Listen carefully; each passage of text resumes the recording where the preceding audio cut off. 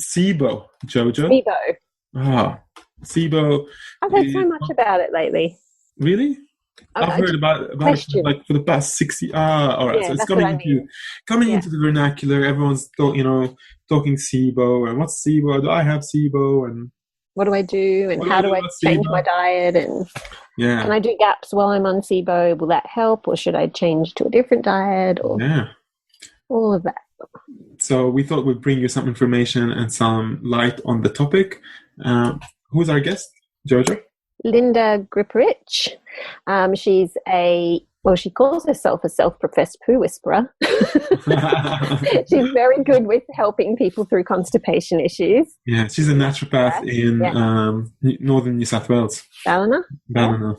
But she does consultations online through Skype, so you can live anywhere and talk to her.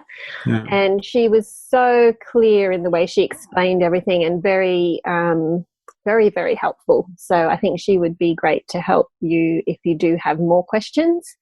You could go through and chat to her through her Facebook page and see if you want to make an appointment.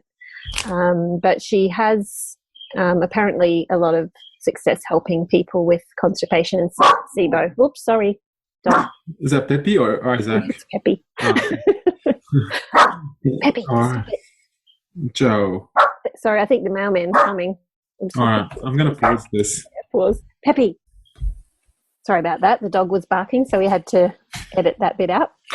So Lynda's great with helping people through constipation issues, and especially looking at the root cause and getting back to why it's happening. And she started to find that a lot of people were dealing with SIBO, and that was causing their digestive issues. So she became more and more interested in SIBO, and she's become really helping a lot of people with SIBO. So we found it very interesting to talk to her, and I learned heaps. Did you, Fuad?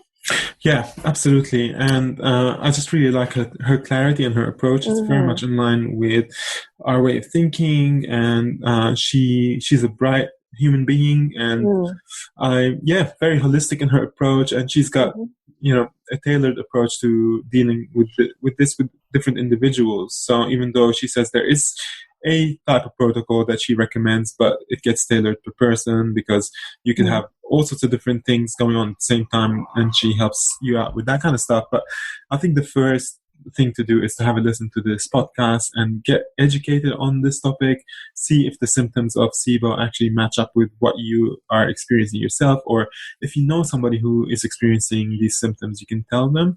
One of the biggest candidates for SIBO is people with acid reflux. So I have a lot of friends who use proton pump inhibitors or antacids all the time, and this is going to be a podcast that I'll send to them, because these things are actually damaging them and not contributing in any way to improving the situation.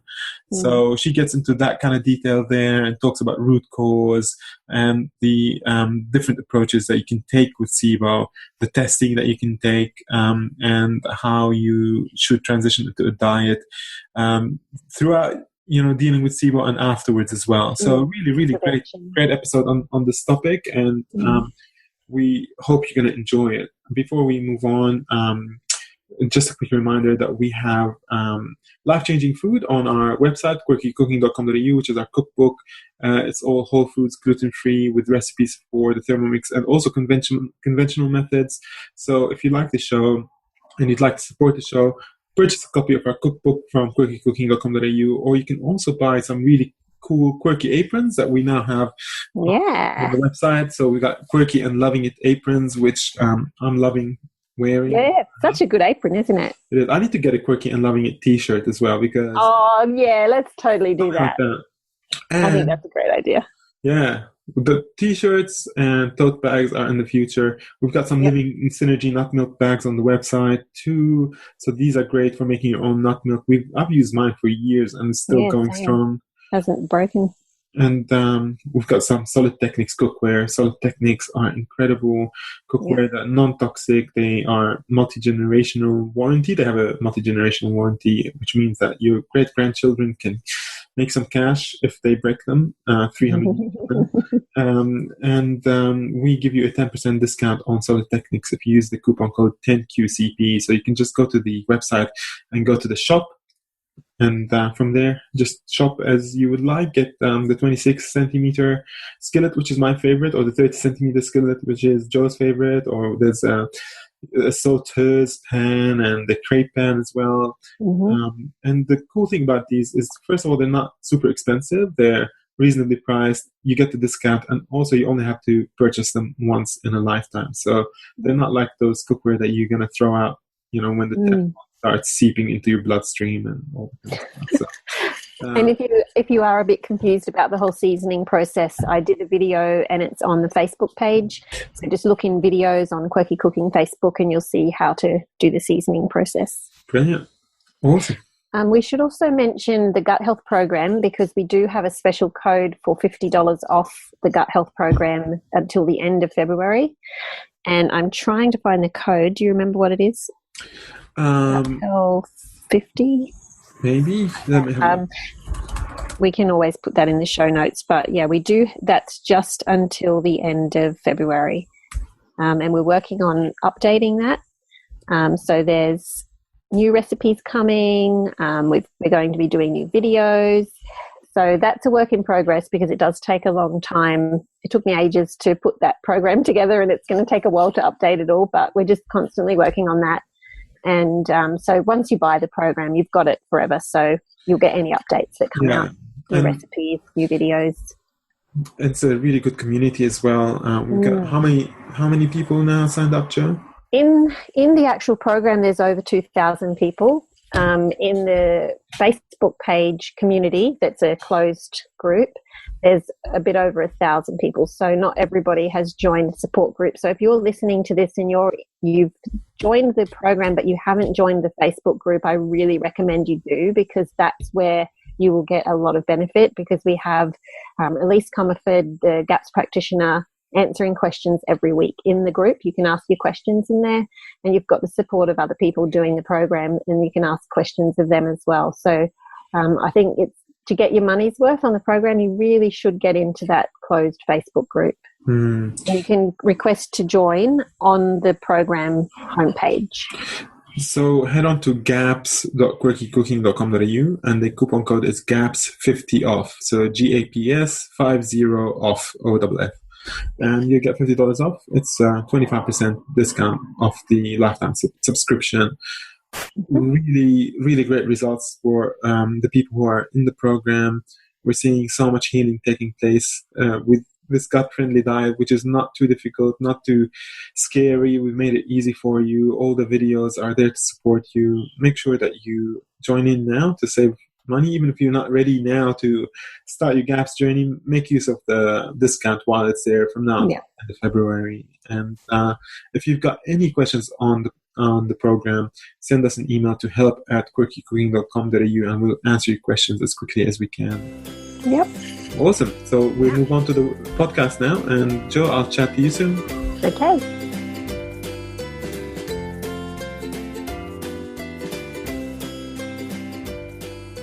Lynda, welcome to the show. Thanks for having me. I'm really excited to be on. It's great to have you. We've been talking about doing a SIBO podcast for a very long time, and finally we found someone who is so knowledgeable on the topic, and we're excited to have you. So thanks for coming.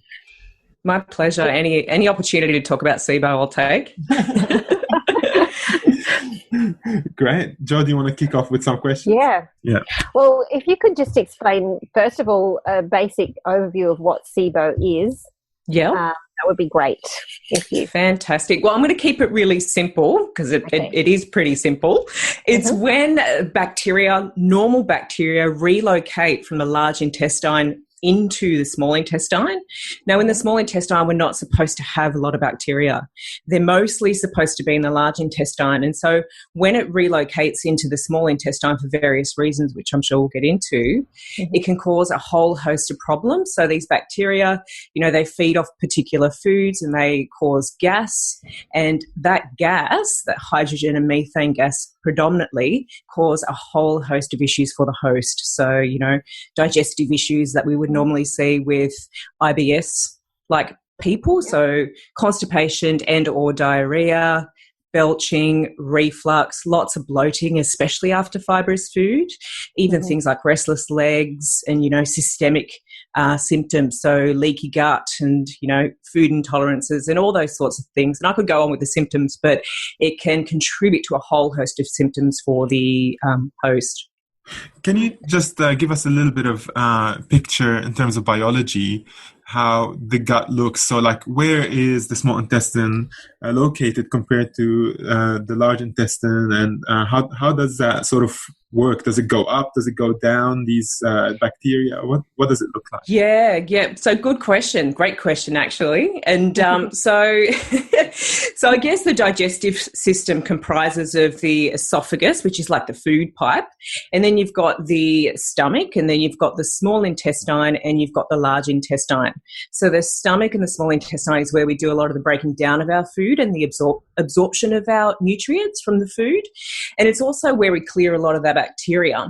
And then the large intestine is where we sort of solidify our stool and, we get rid of waste from the body. So when we get that relocation from the large intestine to the small intestine, it sort of passes through almost like a backflow back up to the small intestine. But believe it or not, the small intestine is actually bigger, longer in length than the large intestine. It's very deceiving, that name, but yeah. But it is where we do most of our absorption and breaking down of foods and nutrients. Awesome. So you've sort of mentioned the common symptoms and signs.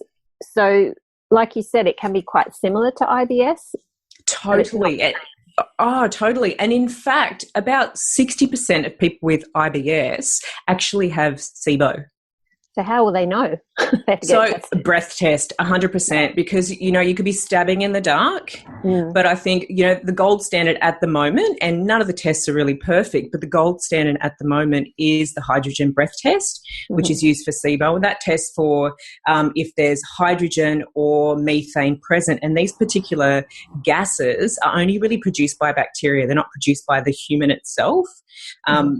So it's a really good way to indicate if someone has SIBO. And the importance for someone to test, I think it's really important because the actual treatment for both of these different types of gases is very different. Right. So, yeah.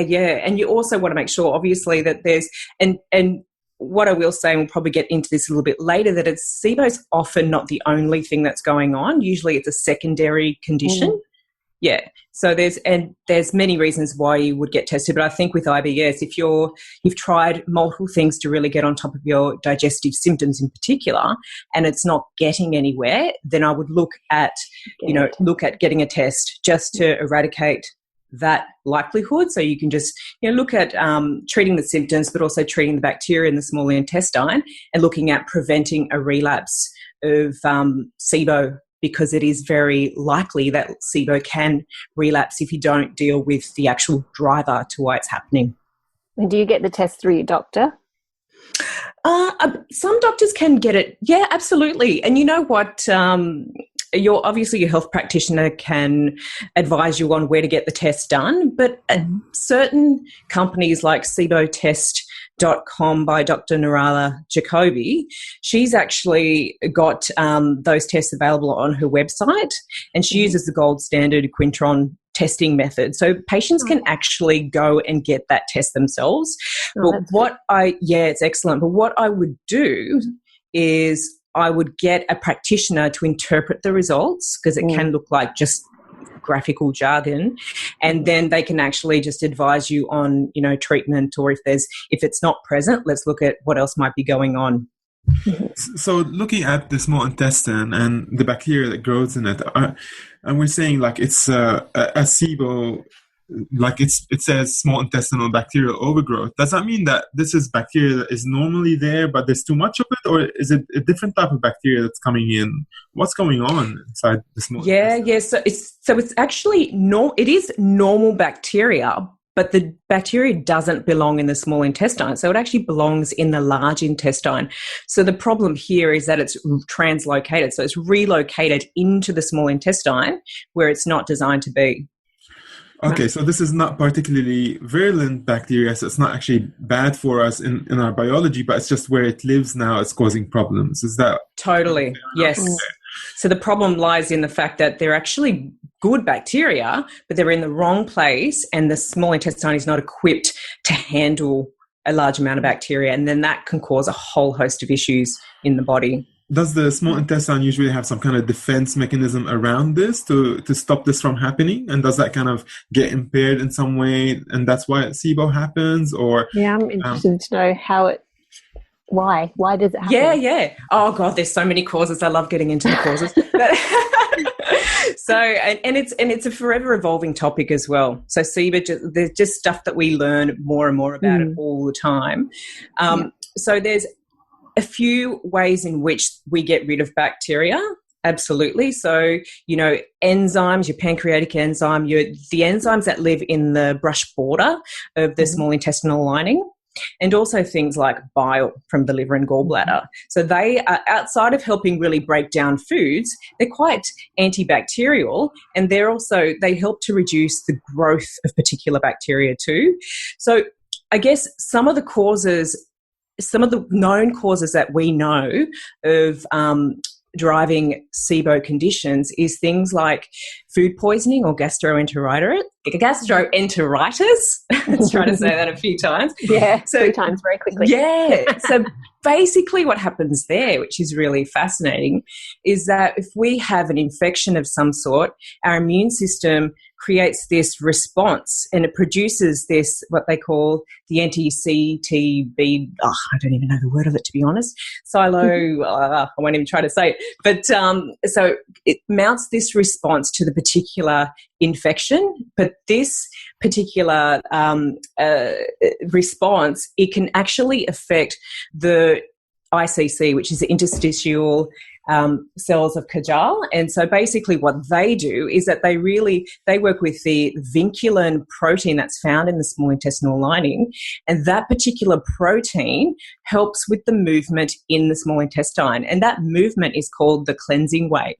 It's called the migrating motor complex, and that cleansing wave helps to move bacteria through. So when we have about a food poisoning or gastroenteritis and we haven't felt well since, there might be something like that going on where the migrating motor complex has been damaged. So the removal of bacteria has been compromised, which then just allows for bacteria to overgrow in that particular area because everything slows down and it's not being removed as it should be. Okay, because so think the peristalsis of the gut, is that like the yeah, absolutely. Okay. And so in the large intestine we call it the peristalsis. In the small intestine we're focusing on more that migrating motor complex, and then NMC, the cleansing wave.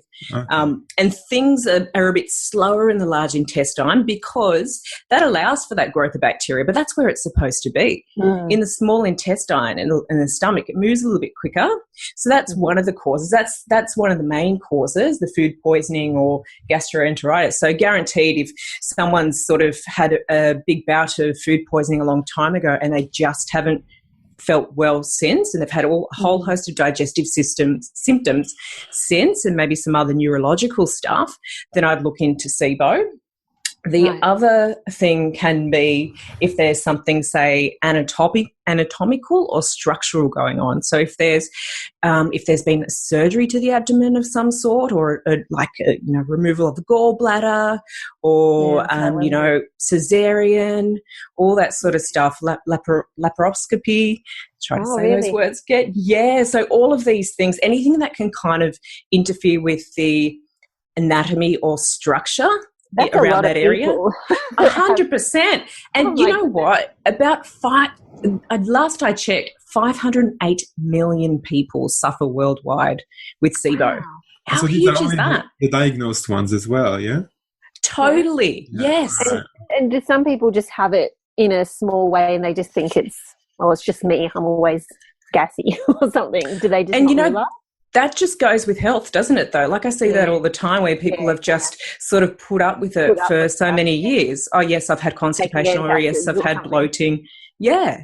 So, and there's different levels. You'll see if people have really high levels of particular gases in their SIBO test, they might be getting like more severe symptoms than someone that may not be. And depends on what type of gas, because methane, if that's high, will tend towards more constipation. But it's not that black and white. Sometimes high methane can cause loose bowel movements, and hydrogen's more looser bowel movements. And I guess just to cap off the last, the last sort of reason that someone could get SIBO would be like an impaired function or physiology. So as I mentioned, you've bacteria is killed in the small intestine and that sort of stuff, with a good production of, hydrochloric acid and enzymes and that sort of thing. So if there's anything interfering with that, so certain medications like proton pump inhibitors is huge, antacids, that sort of thing. Oh, really? So huge. That means people could be making it worse by taking it. Oh, totally. Oh, yeah. It's a bit of a biggie. And, any sort of alterations in bile flow and, Can we focus a little bit on that? Because that's like GERD and acid reflux, and the standard treatment is antacids and I know. So maybe zoom in on that and just tell us why that's a problem. Yeah, well, as I mentioned, it is one of the ways one of the ways that we remove bacteria swiftly and efficiently in the small intestine is through, those bacteriostatic and bactericidal sort of nutrients. And all that means is that they're able to remove bacteria and they're able to reduce the growth and the reproduction. And that's hydrochloric acid, produced from the stomach. That's, your pancreas producing certain enzymes, the brushboard enzymes that are produced from the small intestinal lining, bile, which is outside of helping us break down fats, it's also really good as an antimicrobial too. So, and that's the problem with things like reflux. Often, it is caused by a low stomach acid rather than a high stomach acid. And so I wonder sometimes how much of these medications are kind of needed.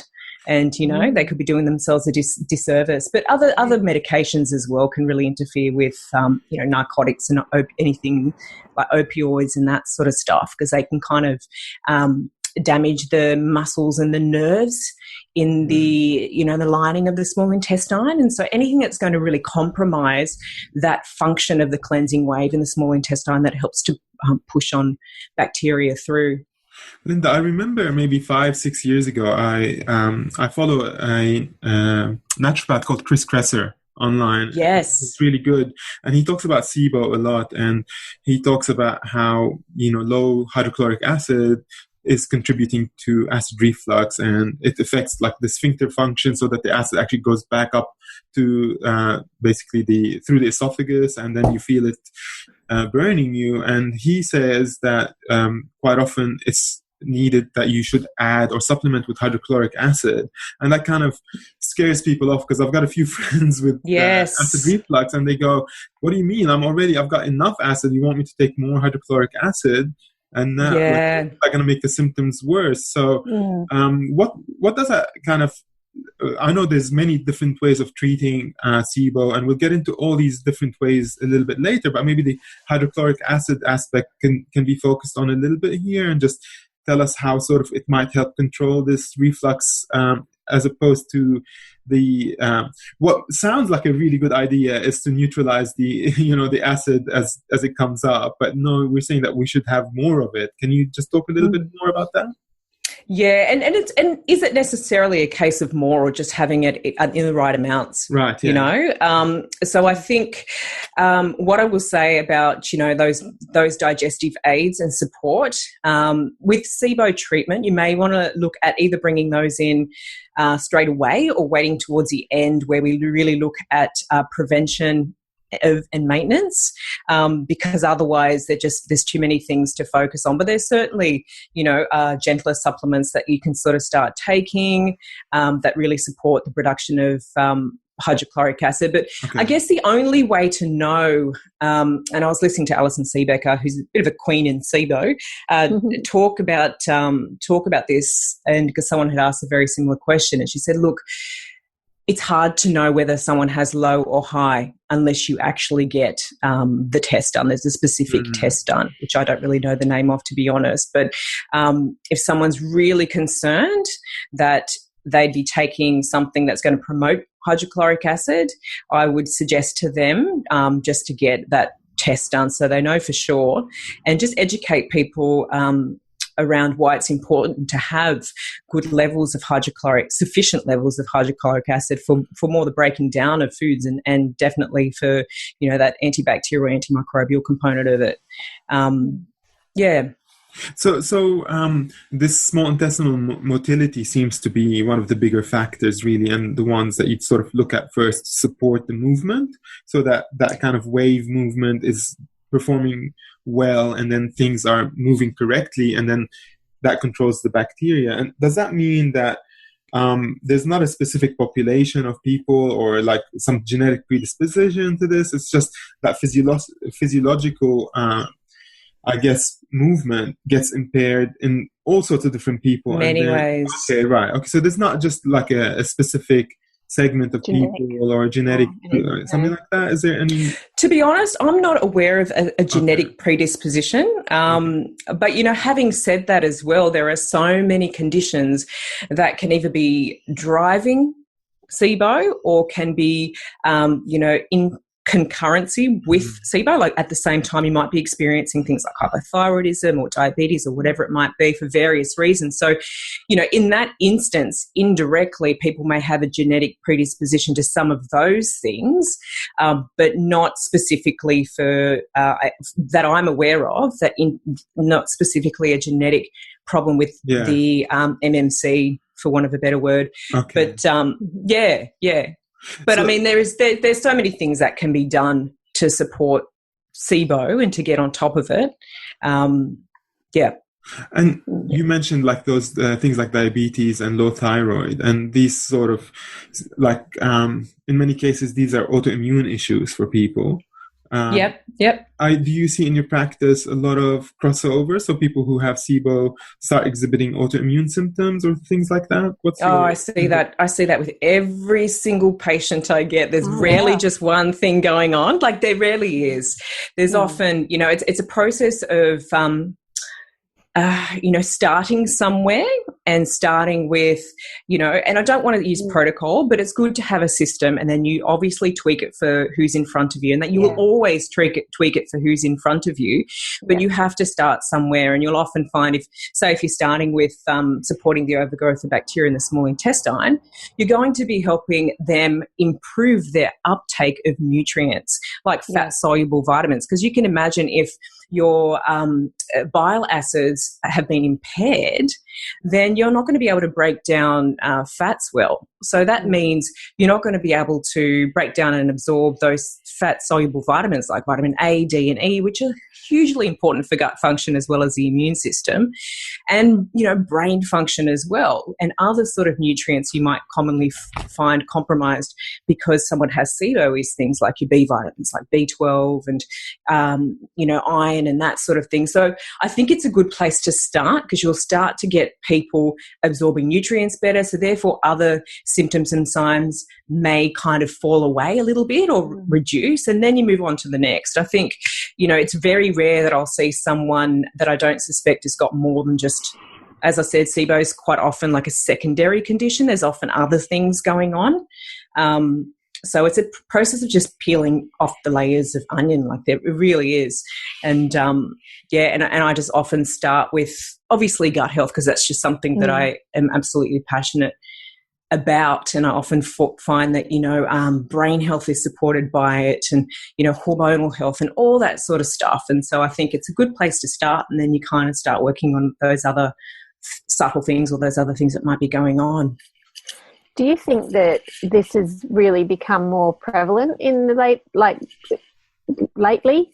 I've just suddenly heard about it so much, but I don't know if it's just because we know about it now, or is it our diet, or what is it? Or has it been here for quite a while? We don't look, I think there are so many factors that contribute to SIBO. Like maybe it has been around for quite a while.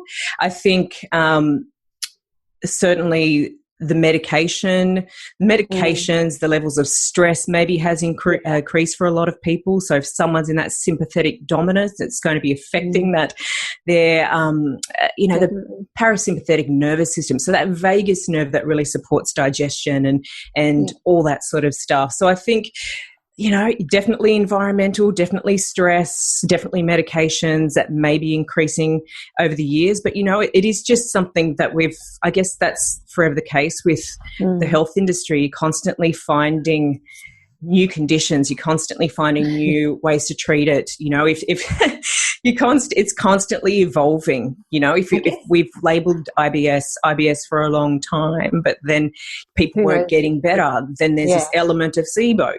So there's just that. And I guess I don't know if I really answered that question. No, you did. I was thinking if it's so much related to gut health, the last few generations, gut health has sort of gone downhill with all the stresses and the toxins and the, lack of good nutrient food and all of that kind of thing. So I guess that could be, I was just wondering if that could be, affecting it. Totally. Environmental and stress. Yes, absolutely. So with the, what we call dysbiosis, or when bacterial populations go out of balance within the large intestine. This is quite often attributed to maybe antibiotic use or something like that. Is it the same for SIBO? Do antibiotics cause problems there too? You know what? Sometimes antibiotic use for an unrelated condition, like not SIBO, can make someone feel better, and that's a bit of a sign that you may have SIBO. Antibiotic use, medications absolutely in general can really disrupt loads of systems in the body. So I'd hazard a guess and say yes.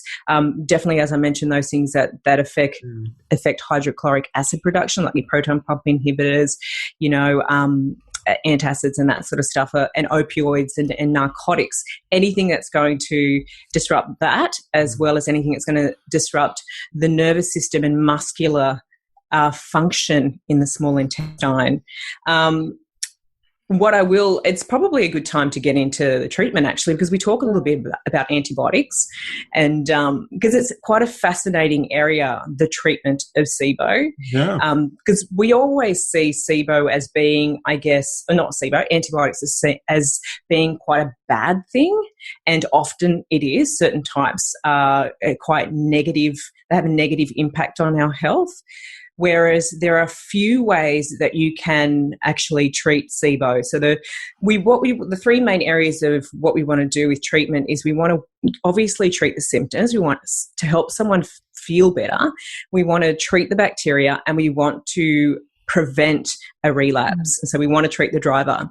And that first line of treatment is that antimicrobial stage. And you can do that in three ways. So the first one, not the first one, they don't really go in any order. You just choose whatever is relevant for the person in front of you.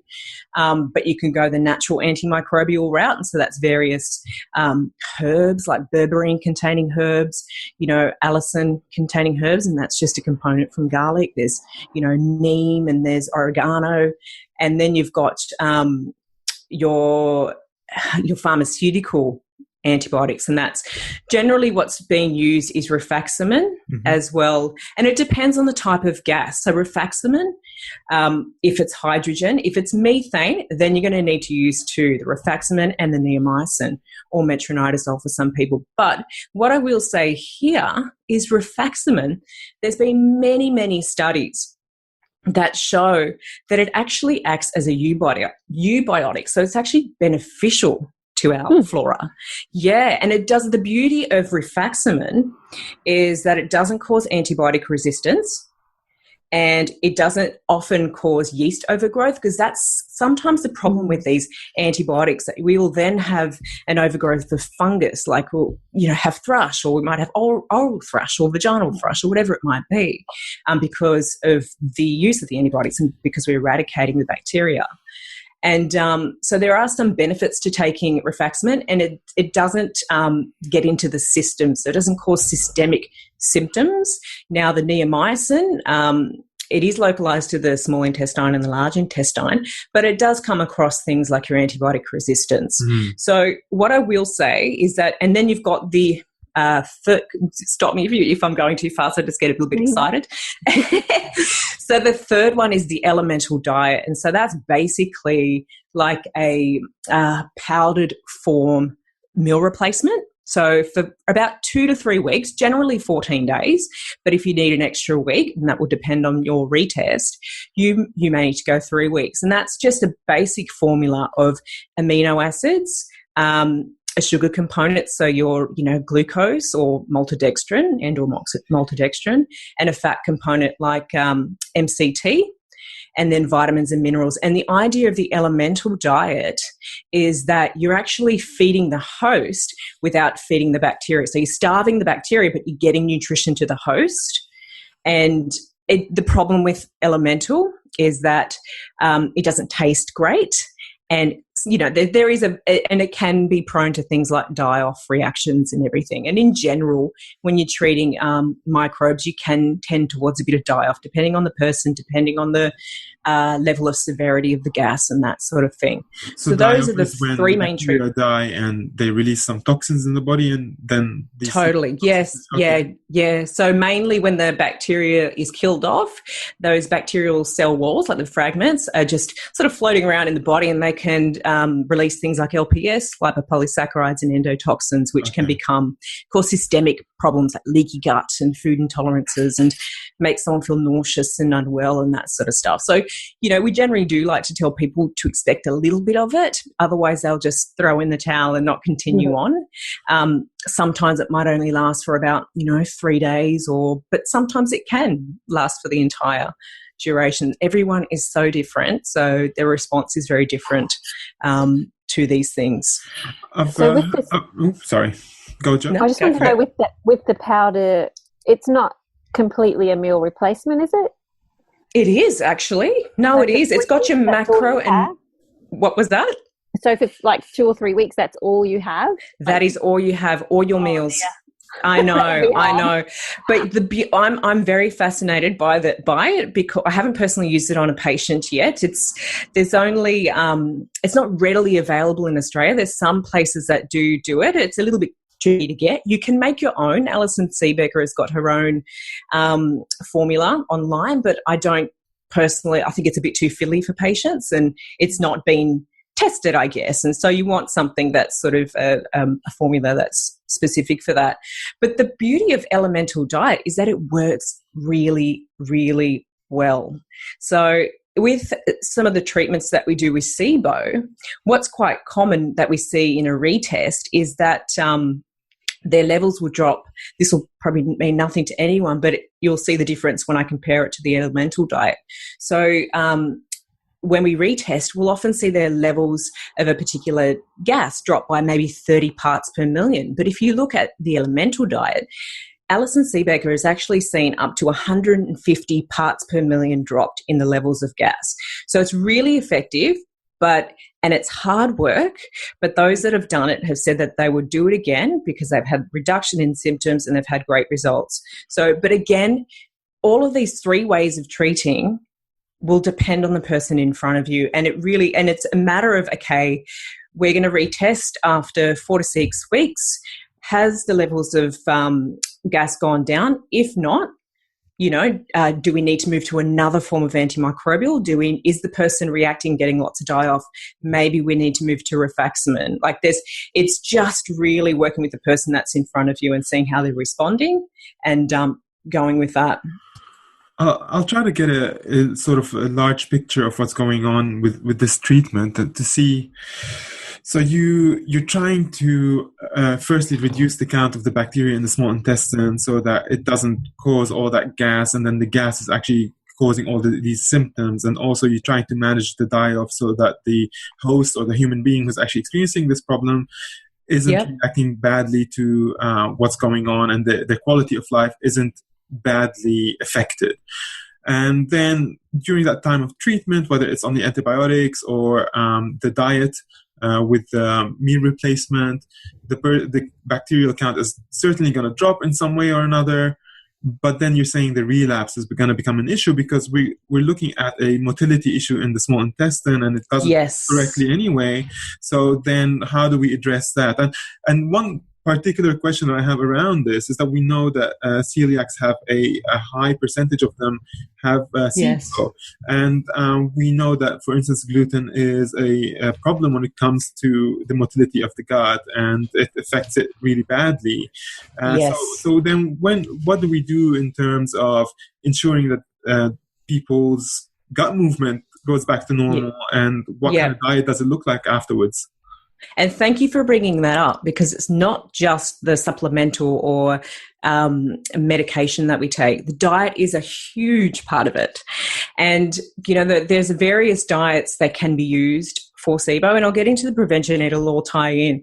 But with the diet, the one that I particularly like to use, because there are a number of ones, you can use the SIBO specific food guide, which was developed by Alison Seebecker. The one I like to use is the SIBO biphasic diet, and it's incorporating Alison Seebecker's specific food guide with low FODMAP, but it's also just got a phasic approach, and I'll go into that in a moment because it's really important. Then there's others. There's the simple low FODMAP diet, but I would recommend people tweak it because there's certain things in there that I'd still remove. And, yes, you can do the GAPS diet, but I would tweak it to remove those things that people might potentially be reacting to, like onions and garlic and broth made with the cartilage. So there's various things that you'd want to tweak for that person. So that's why I just find the biphasic diet really simple to use for a SIBO patient. And how that works is that if you suspect SIBO in someone, you pop them on the first phase of the biphasic diet, which is simply removing those particular foods that are quite fermentable and that these particular bacteria in the small intestine generally feed on. It's their fuel. So we're removing those things. And as you can imagine, we're removing those fibrous vegetables, we're removing some fruits, dairy, gluten, of course, grains, all that sort of stuff. And the purpose of doing this while they're going off to get treated is we get them started on starving the bacteria, but this also helps prevent a lot of the die-off that may happen whilst we do treatment. So they're going to start to feel better, and they're going to start to work on the diet, and then we move them on. When we're actually treating the overgrowth, we want to incorporate a little bit of these, this fuel for the bacteria, because we want to be able to lure them out to kill them. But we're not going to be bringing in grains. We're not going to be bringing in those things that can be quite aggravating for someone's gut lining and integrity, but also act as fuel. So we go gentle with what we increase, and then we get them to stay on that particular phase for a period of 4 to 6 weeks, depending on how the person is going with that antimicrobial treatment. And then we will retest to see if we're getting anywhere. If they're 90% improved, if they're feeling really good, we may not want to retest. We may want to save them the money, not retest, and look at just maintenance and prevention. But if they're still experiencing symptoms, we want to check if the levels of gas is going down. But we want to actually check if the level of gas has completely gone down, but they're still experiencing symptoms. It highlights that there's something else going on. So it's really important to do that retest. And from that, what I generally do with people for maintenance dietary-wise is I will still keep them on that phase 2 of and it's not, I don't personally find it too restrictive. It's a little bit paleo-like, yes, and you're removing those big trigger foods. But I get them to stay on that for probably a good 3 months after treatment and just check in, see how they're going, see if we need to add any. I definitely want to get to the point where we're adding more foods in that are going to really be fuel for the microbiome, because we don't want them to be on these particular diets forever. But it is important that we do prevent that relapse and that we're really supporting digestive function and making a really smooth transition. Now, in the way of prevention, as you mentioned, definitely the migrating motor complex is something that we really need to support ongoing for a good up to 6 months, I would say, depends on the person. But the way in which we do that is we start to bring in supplements called prokinetics, and, various prokinetics exist out there, and, ginger is one of them, but there's particular formulas out there. even there's a formula out there that you might be aware of called Iberogast. Got various supportive digestive herbs in there, but that acts as a prokinetic. And what prokinetics do is that really help to support the migrating motor complex. So that cleansing wave, it really helps to improve that function. But the other thing I will say about improving the migrating motor complex is that the space between our meals is really important, because the migrating motor complex works like every 90 minutes, and it works in a fasted state. So allow for about 4 hours between meals. So I don't advocate snacking, especially when you're on a SIBO diet, and especially for me, like for a few months afterwards. That fasting time in between meals is important, because it just allows for the cleansing wave to work its thing. Do its thing. Interesting. Yeah, it's fascinating. And then, but also don't eat too late at the night time, because we do have that big length of time after dinner where we've got loads of fasting time for our cleansing wave to work well. So, finish up on your dinner at 6 o'clock if you can, just allow for that good 12 to 13 hour space for your cleansing wave to work optimally. So that's what I will say about the migrating motor complex. And you just want to remove anything that might be interfering with your production of hydrochloric acid. So proton pump inhibitors, you definitely want to speak to your GP about that, and any antacids you might have been popped on, not to just remove yourself off it, but just, have a protocol around either weaning off or, discussing whether it's necessary. And, you just want to treat any sort of diseases or anything that might be contributing to SIBO. So, as I mentioned, the hypothyroid or the issues with the pancreas and all that sort of stuff. And, we do tend to add in a bit of digestive aids as well. So I tend to add in things that enzymes, if it's needed, things that promote hydrochloric acid and, and bowel support and that sort of stuff. So those are the main things. There is that component of that ileocecal valve. So it's that little valve that sort of connects the small intestine to the large intestine. And, we want to support that so it doesn't, that physical barrier, so you don't have that backflow. But it gets a bit complicated. You just got to really nut out someone's case history to see what could be driving it. If it is, say, for example, a cesarean section or, removal of the gallbladder, or they've had some sort of surgery around their abdomen, they may have scarring or adhesions. And so there are various treatments like visceral manipulation, which is like a massage to the abdomen to break down those scarrings and those adhesions. So there is a bit of a protocol where we look at reducing the bacteria and the symptoms, and then we look at, okay, well, we don't want it to return. Let's look at what could have driven this. Was it the food poisoning? Do we need to support the immune system, the migrating motor complex? Is it adhesions that it's possibly going on there? Do we need to look at that visceral manipulation with someone that does that kind of body work? And do we need to support, do we need to get you off certain medications that may be interfering with those particular antibacterial components that we have in our body that help to remove these bacteria? I hope that all made sense. Made sense. I've got so many cool. I know, it just opens up. So do I have heaps of questions. Well, there was one bit that you were saying when they're doing the antimicrobial treatment, how you at first just starving the bacteria and then you want to feed a little bit. Someone asked, should you feed the bacteria during antimicrobial treatment with prebiotics, for example, or starve them? So there's a bit of confusion there maybe with her. Look, I wouldn't do it with particular supplements. I would probably personally avoid the prebiotic sort of, supplements. I would do it through the food. So do it through the biphasic dietary food, and that's just incorporating you still want to kind of remove the onions and the garlic and those sort of ones that can be big triggers for people. But you just prebiotic foods. Totally. And you're bringing in a bit more fruit, you're bringing in a bit more vegetables, because remember, we are actually reacting to good food. So it's not like, yes, we're removing the grains and all those other things that have other adverse effects in the body, but we're actually just increasing the good food. And, but we don't want to starve them completely because we want to be able to kill them. So I wouldn't do it supplement-wise. I'd stick to the dietary stuff in order to and plus they're taking too much as it is. You know, you want to make sure that they don't have pill overload. It gets expensive. It's not necessary. It's a waste of money. And you give up because it's awful. You do.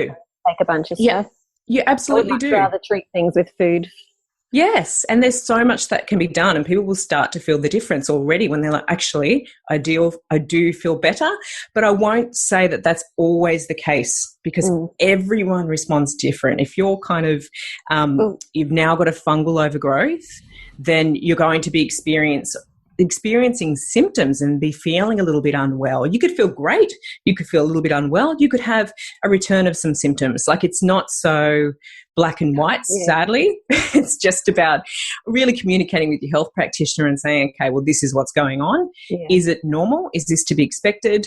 You know, should we tweak the dosage? Do we need to titrate it? Do we need to move on to something else? Like, can I add, and the dietary stuff even, like there is people that may react to cauliflower and others that don't. And so you really got to listen to yourself. I think the beauty with something like SIBO, it pretty much gives us our symptoms straight away. So one of the big symptoms, I guess, is bloating. And generally we bloat pretty quickly after a fibrous food for these people. You know, they'll feel it pretty quickly. So it's not like that sort of reaction to protein where it may happen 3 or 4 days after and you have no idea what you're reacting to. So you got a little bit of an indication.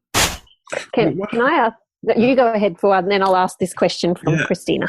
Well, it's just such a difficult topic to talk about because of those secondary problems that people have. Like, I see SIBO being the secondary issue mostly. Like when people have, say, low thyroid, like you mentioned, or they have, they're pre-diabetic, or they, whatever it is that's going on.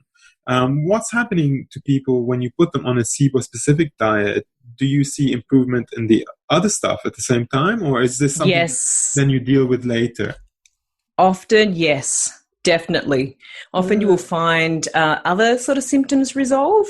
Maybe there's cyclic sort of issues where they had extreme cyclic pain or real like heavy moods, and all the rest of it will start to reduce. They're especially neurologically, anxiety, because anxiety is a big symptom of SIBO. So that will start to reduce, and that sort of cognition and brain fog and all that sort of stuff. I mean, everything is interconnected, the gut, the brain, the gut, the thyroid, all that sort of stuff. So yes, you are going to see often, not always, a reduction in other symptoms. But I think, sometimes it's just, okay, here we are at this point with your treatment.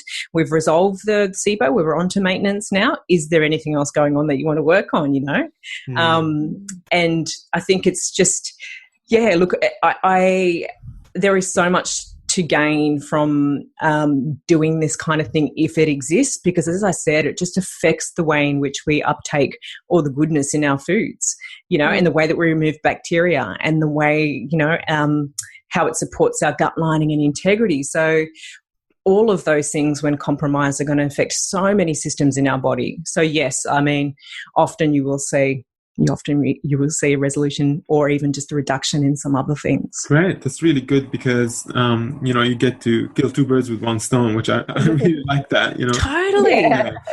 So, but it's like that's why I believe that you need a health practitioner to look at it, because even myself, you just get caught up in what do I need to work on first? What is important? What is the glaringly obvious thing that's going to probably have the most impact? Yeah. So, I've taken myself off to someone recently. It's like, I need someone else. I need to be the patient to say, this is where you need to start. This is where we're going to go.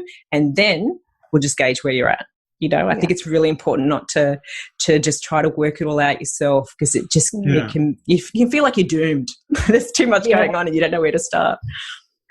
Can I ask this lady's question, because I think she's feeling a bit like that, because she's got all the FODMAPs and everything. She says, my biggest issue is motility. Without clearing it, there's no point bombing the baddies. I can't find a solution.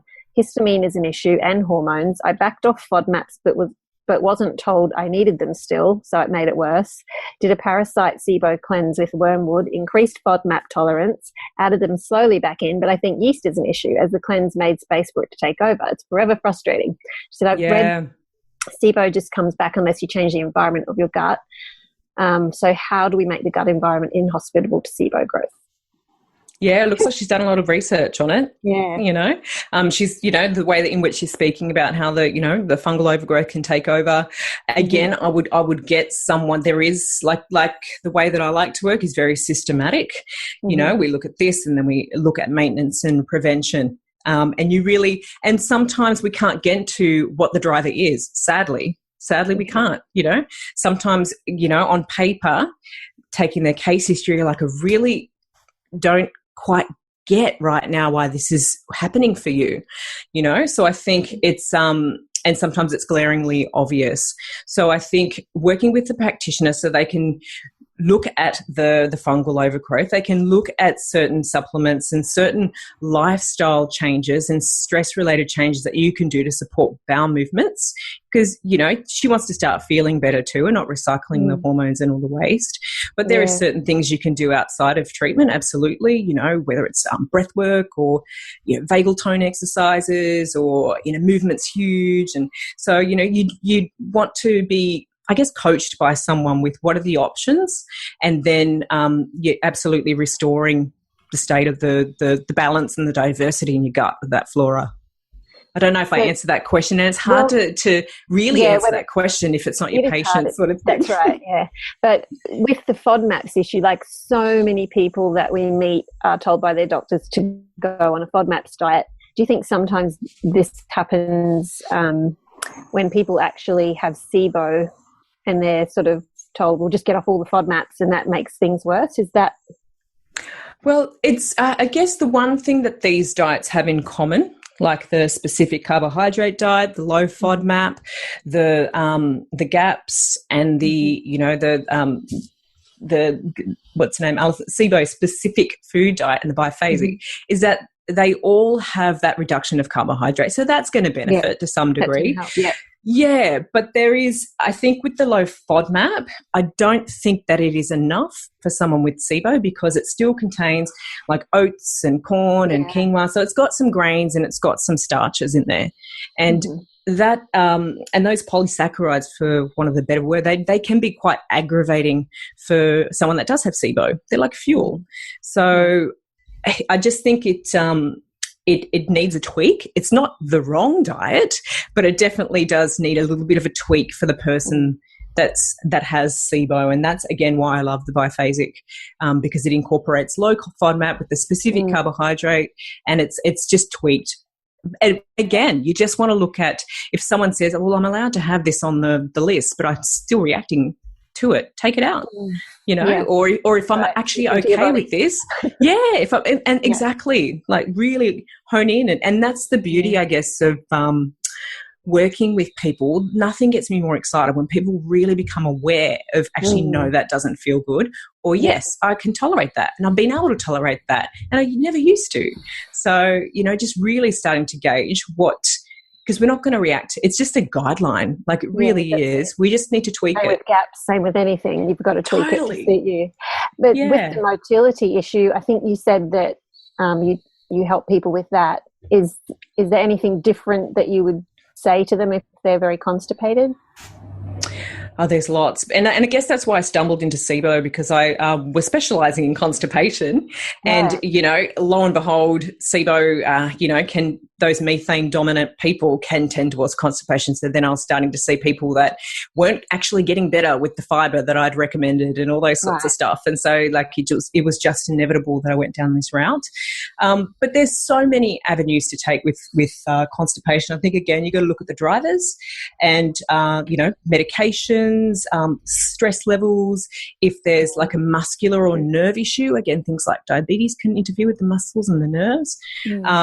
There's so many many components that contribute to constipation, but there's certainly lots that you can do. It can just sometimes take a bit of detective work, especially when they've had it for a number of years, say 20 years, and they're going once every week or whatever it might be. And, you speak to people like my parents and they're like, well, my doctor says that I only need to go once a week and it's fine. That's normal. And I'm like, I'm not even going to go there. You just believe what you want to believe. Wow. I think I'd burst. Yeah, and I guess if some people just feel as though they've had it for so long and they don't, they're not really aware of why it's important to go. They've forgotten. They're not gonna, they've forgotten to go. But wouldn't you be so just drowsy and exhausted and but they may not make the connection, and that is the thing. But they may not make the connection that the inefficiency of removing waste and excess hormones, they may not make the connection that that's actually interfering with my hormonal health. It's interfering with my brain function. I'm feeling a little bit brain foggy. I'm feeling a little bit depressed more frequently. Like, I think people just don't make that often, that connection between gut and brain and everything like that. And maybe more so now, which is awesome. But especially with the Broken Brain docuseries that's been out there. I mean, that was gold when that came out. I'm like, this is perfect for people just to really understand. Yeah, I haven't watched it, but I've heard that it's good. It's hosted by Dr. Mark Hyman, and he's got people like Chris Kresser, but also Dartis Karazian, who I absolutely love because he talks a lot about brain health and thyroid health, and especially vagal health. And but the beauty of the Broken Brain series, it's an 8-part series, but the beauty of it is that it just really drives home the connections in all of our systems. And so, and it empowers people that they can actually make a difference in their brain health in the way of Alzheimer's prevention, even just simple cognition, supporting their gut function, like exercises they can do. It's just great. It is great. Totally. Sounds really good. Lynda, you mentioned the movement being such a big thing, but that's pretty much where you left it at. But can we talk about that? Movement. I just think in general, where do I start with movement? I think there's breath is extremely important for gut motility, I think, and even in the way of I get a lot of my patients actually to do vagal tone exercises. And as I mentioned before, what are they? So it's fascinating again. So basically the vagus nerve, to really simplify it, and I'm probably going to butcher it, is that main parasympathetic nervous system that runs from the brain all throughout some organs and down into the digestive system. And it really supports gut motility and other things, it helps to reduce stress and anxiety and all that sort of stuff. So I get a lot of people to do, and a really simple way that you can do it, because some of them are a little bit quirky, is if you take a few moments, like in the morning, I try to get people to start with, if people don't like guided meditations or proper breath work, I get them to start with 3 or 4 breaths in slowly and a longer breath out, because it's that breath out that really stimulates and supports that vagus nerve. And when you think of the vagus nerve, it's that thing when the doctor gets you to open your mouth and say, it's like behind the gangly bit. So that just breathing out is like a really supportive way to strengthen and tone the vagus nerve, which becomes weak when we're and loses its tone when we're in that sympathetic dominance for so long. We're constantly stressed, maybe not sleeping well. The other ways that you can support the parasympathetic nervous system and sympathetic dominance, and that is things like humming, gargling, gagging, which I don't get people to do. I think it's just weird. But so you can do the humming is an easy one to do. Gargling is an easy one to do as well. What other ways? I'm sure there's loads that I'm forgetting. So to clarify to the listeners, the sympathetic nervous system is responsible for like fight or flight mode, where you're in the stress kind of mode, and this usually used to only kick in for us when an acute time. So like, we needed to run after prey, or we're running away from predators, or there's some kind of danger, and we only spent a small percentage of our time there. And the parasympathetic is rest and digest, where people get to recover from that kind of stressful time, but we spent most of our time in that space. Yes. So what you're saying here is that people who have SIBO, or like any kind of inflammatory bowel issue, most of the time they're going to be spending it in kind of stress mode, because their physiology. Yeah. Look, not always, but often. Often. Right. Okay. Yeah. So then, the breathing work is to bring them back to this kind of more restful, that rest and digest. Yeah. Okay. Yeah, supporting reduction of that sympathetic overdrive, but also supporting digestive function. And we mentioned movement, and I think in general, exercise, yoga, just moving the body is super important. And it doesn't need to be like slamming yourself at the gym, an hour a day. It could, if you like that, or go for it. But get movement. Get movement throughout your day, like the centenarians do. Get active in the kitchen. Use your hands instead of equipment. Go for walks. Go take your business phone call. Yeah, totally. Stand and sit during the day rather than just be seated at your desk. I think to think people are just going to stand for the entire day. I mean, I stand quite a bit. I stand when I do my consultations, but I don't stand for the entire day, because I tend to get lazy with the way that I stand. I'll stand to one side and throw things out. So I think a combination for me personally and for others I've found is standing and sitting. Yeah, I heard that with your posture, it's best to have the variety of, not just always like even a standing desk apparently can start to cause problems, because you, like you say, you get lazy with your posture. Totally. So, too much of changing it up. Exactly. Just move it, just movement. And I think, and also anything that sort of works the core and the spine is really supportive to improve bowel tone and bowel musculature. So really supports the peristalsis. So, anything that's going to support the core and the spine, which is a lot of exercises. Swimming is a good example of that. But just anything just get movement in your day. Try not to be sedentary. I think it's not just the foods that we eat or the supplements that we take. I think like brain health and where's your stress levels at, and sleep and movement is highly important to really. In fact, I've got a patient who says, if I don't sit down every morning, because she's got a few young children, if I don't sit down every morning and do my 10-minute guided meditation or whatever, I don't go to the toilet often.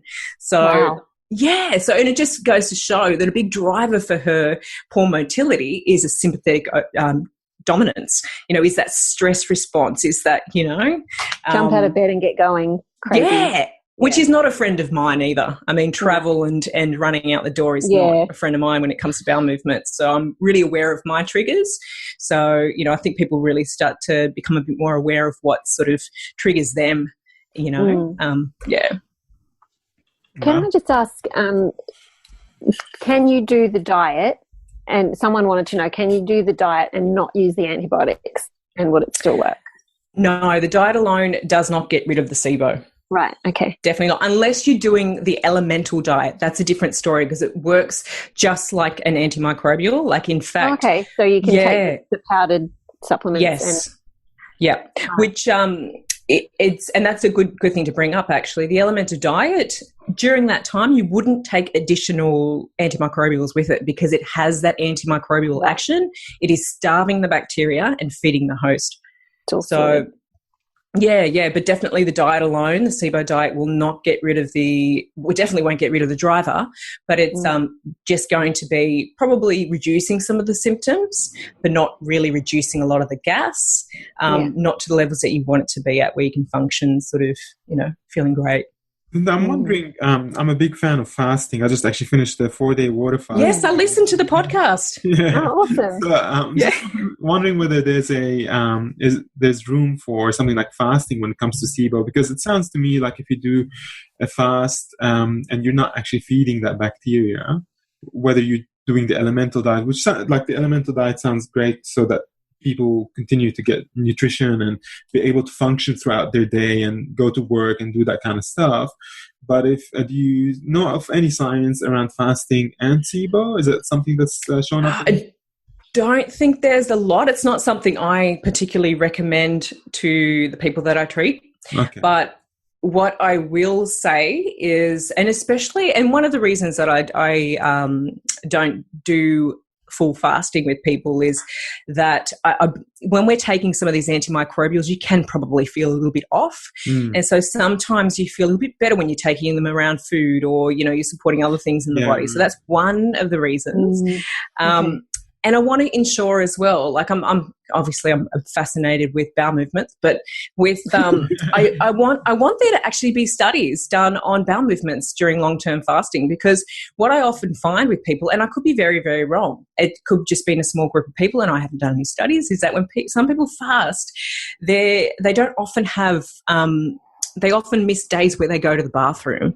And so I wonder if that's just my theory on it. Yeah, during the fast, where their bowel movement's slow, obviously the intake of food is has reduced. Well, there's nothing there to sort of eliminate. Oh, totally. Yes. But the fasting thing, I definitely do like the idea of the restricted time feeding, and that is what I do recommend. So, you know, stopping dinner at an early hour and not eating till like 9 or 9:30. Okay. I think that is much more manageable for people. Yeah. Not much about low dose naltrexone and SIBO, because I've heard that it's being used to increase motility. Yes. Whether this is something that in Australia is being looked at all, or what's your view on it? Look, definitely it's used as a prokinetic, and it's actually meant to be really effective. It's not something I've used, low dose naltrexone, but I think, who's the person that's done quite a lot of studies on it? There's a guy that's dedicated quite a bit of time on research in the low dose naltrexone, because it's not only used for SIBO, there's many other reasons for it, but certainly as a prokinetic and supporting the migrating motor complex, it's supposed to be great. It's not, but again, it's not something that I use currently, but never say never. Yeah. I mean, it's one of those medications, because it's not actually being used to treat drug addictions, which is the labeled use of it. It's kind of very hard to get any science or studies on it, because it's kind of a generic drug now and no one's going to make money off it. But everywhere I look around SIBO, there's mentions of low-dose naltrexone, which is, yes. And I'm thinking, it would be good to, if you had heard about it or if you've used it. But if you do in the future... I'll see if I can find out some information for you, and I'll flick you an email with, because I'm sure that Alison would have looked into that a little bit further, and no doubt I'll come across that the more I dig a bit deeper in SIBO myself. Okay, it's forever evolving. Yeah, for sure. But yeah, it's interesting though, like looking at these particular pharmaceuticals with a different set of eyes, because as a naturopath, I obviously always try to go for the natural antimicrobials and those natural things first, because they don't just treat SIBO. They're also antifungal, they support the immune system, and so there's so many reasons to go for that first. But actually looking at things like rifaximin with a fresh set of eyes and go, okay, all antibiotics are not evil. Like, this has a purpose, and this is actually not harmful to the body. So this I can digest, and this I'm not afraid to, recommend to people. So, things like low-dose naltrexone, it's like, yes, I'm open to looking into that a little bit more, and, We did a good episode with Lynda Griparic on it from the LDN. Oh, fantastic. So, maybe have a listen to that one. It's definitely fascinating, because it's completely different to like the full-dose stuff, and it just works by, upgrading the body's ability to fight inflammation, and it's just some incredible stuff. And the science is there, but it's not really popular at the moment. So, yes. Hoping to see some advancements in that area.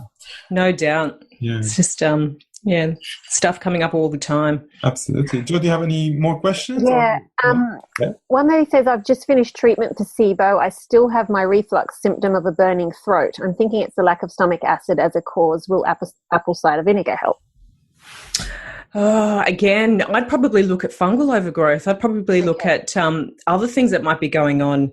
Apple cider vinegar, I don't know. I'd probably, hopefully she's still seeing a practitioner in this maintenance stage, I'd probably, get her onto some maybe some digestive enzymes, but I definitely look at what's going on if there's any other symptoms that indicate that there might be an overgrowth of fungus in the body. Mm-hmm. And if there's an overgrowth of fungus after you've done the SIBO treatment and diet and everything, would that be more of then you sort of work on the yeast, sort of the Candida diet? Yes. I mean, definitely the diet's a big component of that. You don't want to be getting too much of this, sugars and the starches and that sort of thing with Candida, but you'd want to get onto some antifungals, some herbal antifungals or, Be a naturopath.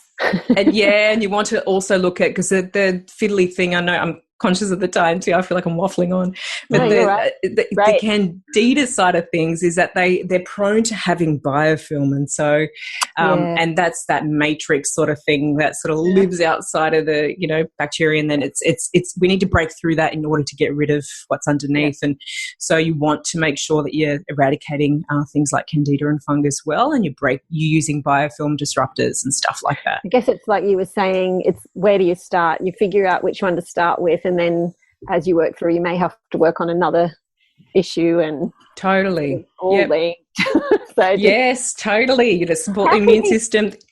How can people find a good practitioner to help them with all this? Like, where would you suggest, like if someone doesn't live in your area, where do you tell them to look? And also feel free to plug yourself here, because I'm... go ahead. Happy to plug myself. I predominantly work via Skype and FaceTime, so I can see people all throughout Australia.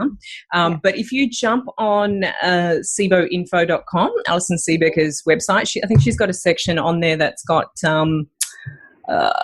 find a practitioner, or so if you're looking for someone to who specialises or is very familiar with SIBO, then I jump on there, because there are some international Australian people that that are listed on there. So if someone wants to see a person in the flesh, then absolutely. Otherwise, feel free they can always.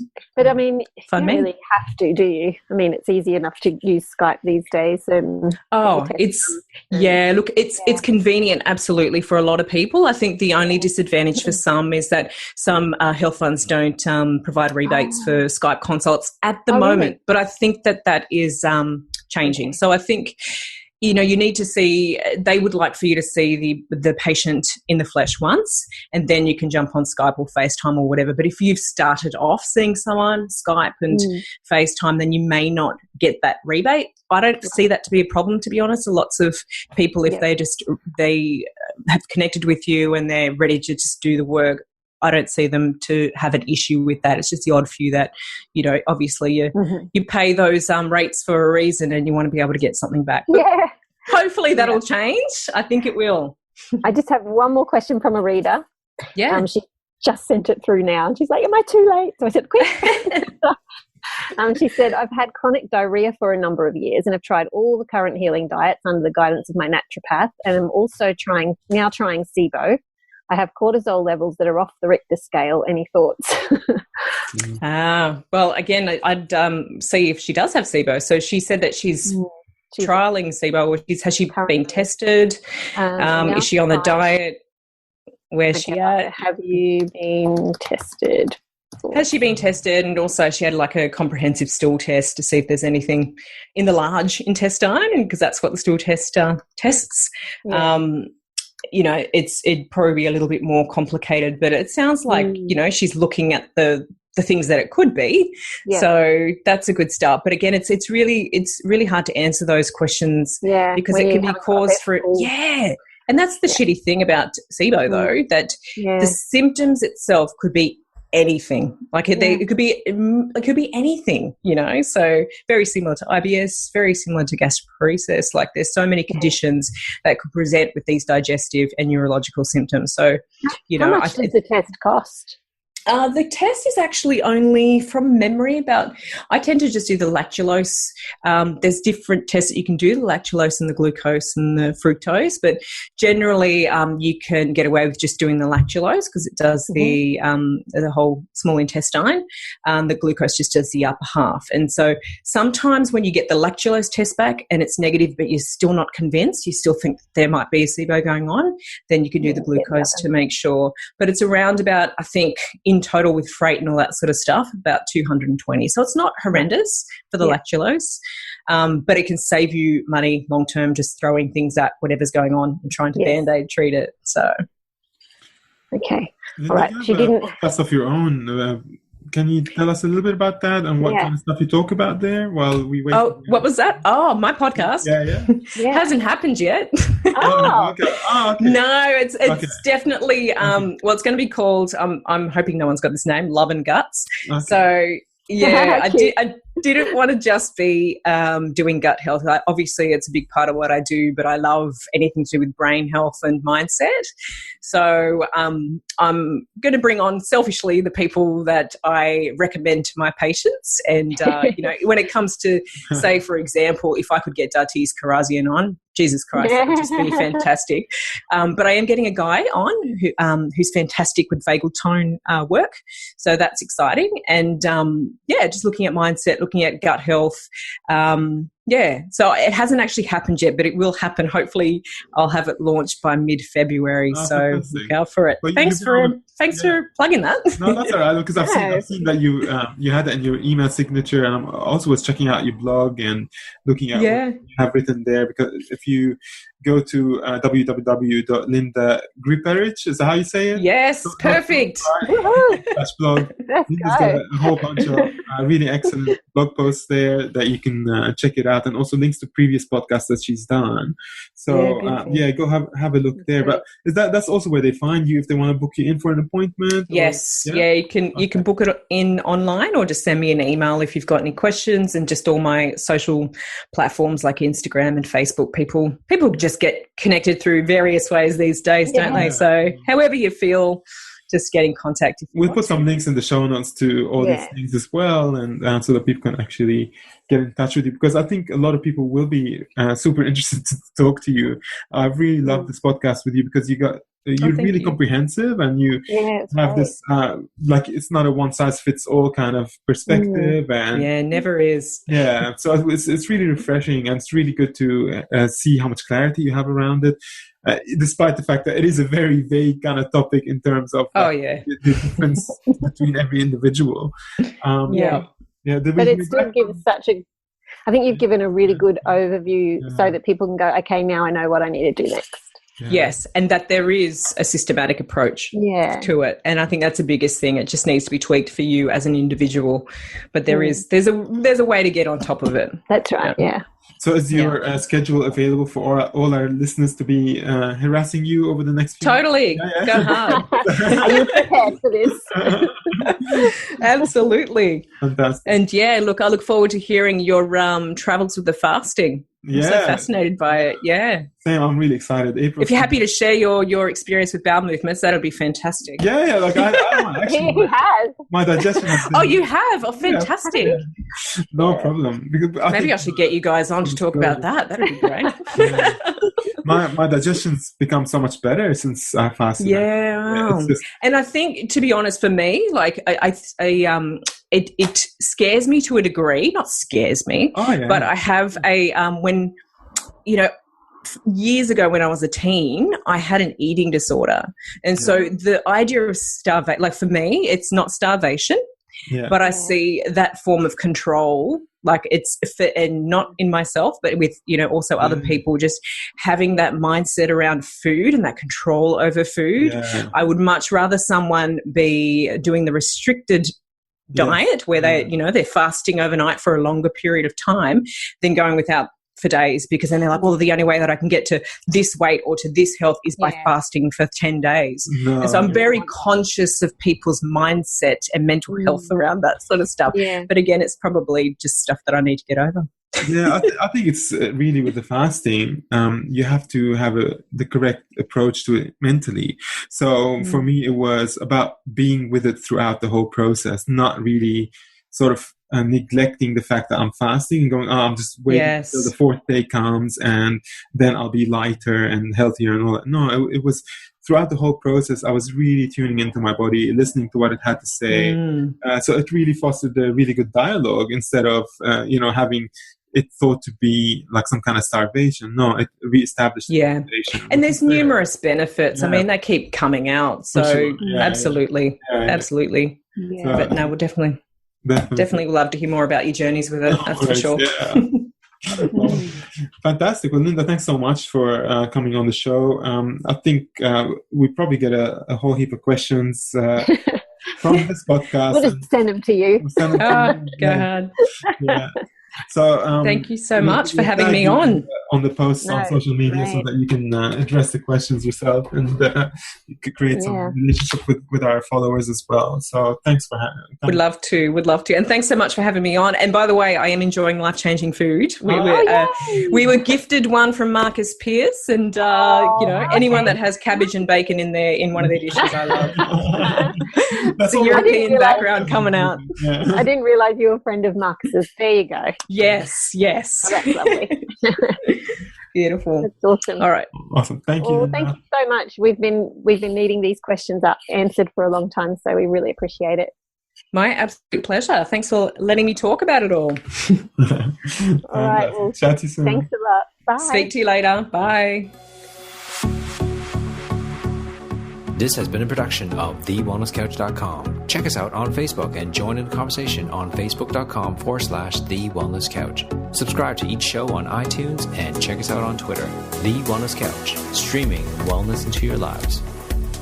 Whilst the Wellness Couch presenter endeavor to provide accurate and helpful information to their listeners, these podcasts cannot take into account individual circumstances and are not intended to be a substitute for health and medical advice from a qualified health professional. You should always seek the advice of a qualified health professional before acting on any of the information provided by any of the Wellness Couch podcasts.